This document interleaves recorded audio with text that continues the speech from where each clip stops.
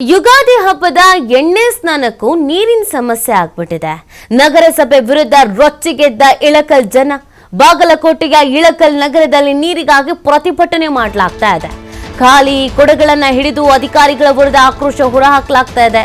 ಕೂಲಿ ಮಾಡಿ ಮನೆಗೆ ಬಂದ್ರು ನೀರು ಬರ್ತಾ ಇಲ್ಲ. 15 ದಿನಗಳಿಂದ ನೀರು ಬರ್ತಾ ಇಲ್ಲ ಅಂತ ಅಳಲನ್ನ ತೋಡ್ಕೊಳ್ತಾ ಇದ್ದಾರೆ. ರಸ್ತೆಯಲ್ಲಿ ಕುಳಿತು ಅಧಿಕಾರಿಗಳ ವಿರುದ್ಧ ಆಕ್ರೋಶವನ್ನ ವ್ಯಕ್ತಪಡಿಸ್ತಾ ಇದ್ದಾರೆ. ನೋಡಿ, ಸುಮಾರು 15 ದಿನ ಆಯ್ತಂತೆ ಪಾಪ, ನೀರೇ ಈಗಿಲ್ಲ. ಇವತ್ತು ಎಲ್ಲಾ ಕಡೆ ಹಬ್ಬ ಹಬ್ಬ ಹಬ್ಬ. ಯುಗಾದಿ ಹಬ್ಬ ಅಂತ ಅಂದ್ರೆ ಎಣ್ಣೆ ಸ್ನಾನನೇ ಇಲ್ಲಿ ಪ್ರಾಮುಖ್ಯತೆಯನ್ನ ಪಡ್ಕೊಂಡಿರೋದು. ಪಾಪ ಇವತ್ತು ನೋಡಿ, ಅವರಿಗೆ ನೀರೇ ಇಲ್ಲ. 15 ದಿನದಿಂದಲೂ ಒಂದ್ ಲೆಕ್ಕ. ಇವತ್ತು ಹಬ್ಬ, ಇವತ್ತು ನಾವು ಹಬ್ಬ ಮಾಡಬಾರ್ದಾ ಅಂತ ಪ್ರಶ್ನಿಸ್ತಾ ಇದ್ದಾರೆ. ಅಧಿಕಾರಿಗಳ ವಿರುದ್ಧ ಆಕ್ರೋಶವನ್ನ ವ್ಯಕ್ತಪಡಿಸ್ತಾ ಇದ್ದಾರೆ.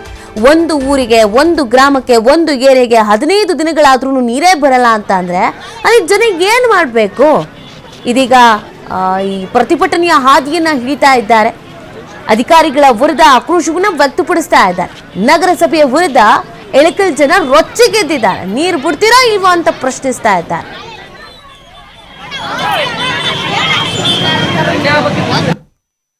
ನಮಗ ನೀರಿಂದು ಅನುಕೂಲ ಮಾಡಿಕೊಡ್ರಿ ಯಪ್ಪ. ನೀರು ಅನ್ನ ಇರ್ಲಿಕ್ಕಿಲ್ಲ, ನೀರು ಕೊಡ್ರಿ. ನಮಗ ನೀರಿಂದು ಅನುಕೂಲ ಮಾಡಿಕೊಡ್ರಿ ಯಪ್ಪ. ನೀರು ಅನ್ನ ಇರ್ಲಿಕ್ಕಿಲ್ಲ, ನೀರು ಕೊಡ್ರಿ. ನಮಗ ಎಲ್ಲರೂ ಊಟ ಮಾಡಿ ಮಲ್ಕೊಂಡು ಅಷ್ಟೇ ನೀರು ಬಿಡ್ತಾರೆ.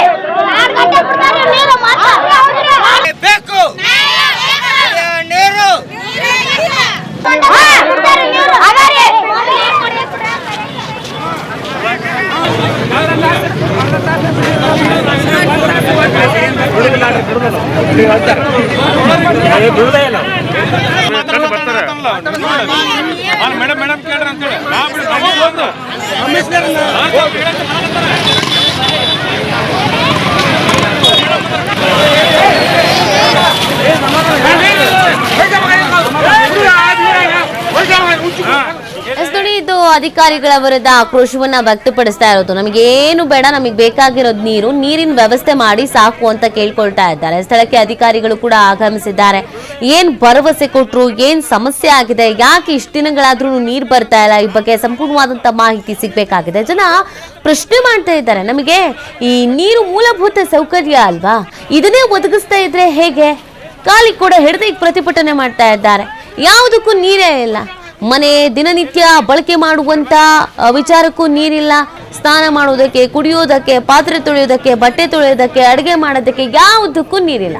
ಒಂದು ವಾರ ನೀರಿಲ್ಲ ಅಂತ ಅಂದ್ರೆ ಸಹಿಸ್ಕೊಳ್ಳೋದಕ್ಕಾಗಲ್ಲ. 15 ದಿನ ಆದ್ರೂ, ತಿಂಗಳಗಟ್ಲೆ ಆದ್ರೂ ಕೂಡ ನೀರೇ ಇಲ್ಲ ಅಂತ ಅಂದ್ರೆ ಜನ ಇನ್ನೇನು ಮಾಡ್ತಾರೆ?